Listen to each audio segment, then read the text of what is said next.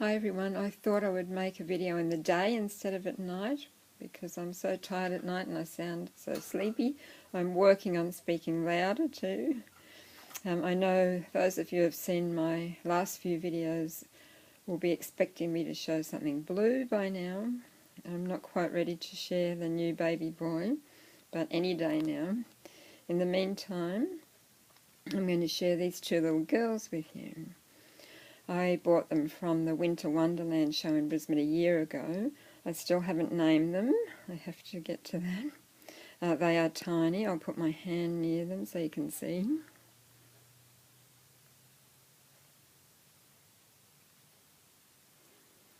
So they are smaller than Preemie and wearing handmade clothes, or I guess doll's clothes. They even have very tiny vests on. So sweet. Now, when I got to the show, it was the very first thing I came to. It was often the case, and I couldn't walk past them. I only intended to get one, and I couldn't choose between open-eyed and closed eyes. They weren't actually being sold as a pair.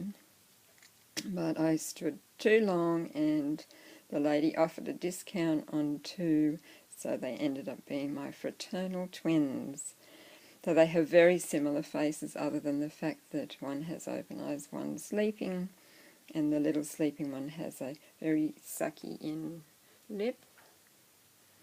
Very sweet. And they have their little matching but different pattern teddies. And one of them, the open-eyed one, has darker brown hair. The little one has just a little bit lighter brown hair, you can't quite see it.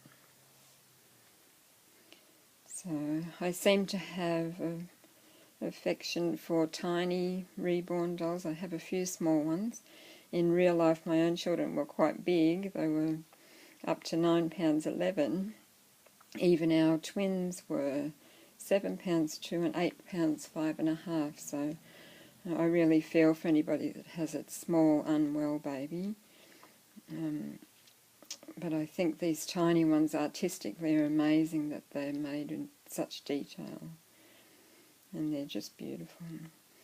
And the other thing I'm going to share with you is definitely going to be the beginning of a to be continued. I knew that at the bottom of our shed we had a bag of baby clothes that I'd put away.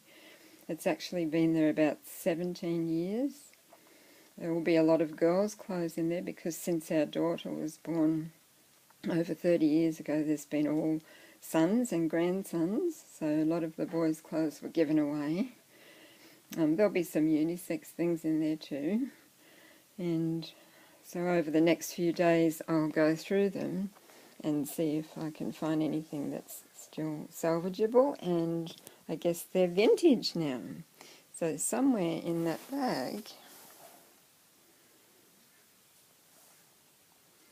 are a lot of babies' clothes, so it's going to be fun sorting through them. We're lucky because we do have some rain and flood damage here sometimes, and it looks as though they've survived, so it's pretty exciting to me. So that's all for today. Thanks everybody.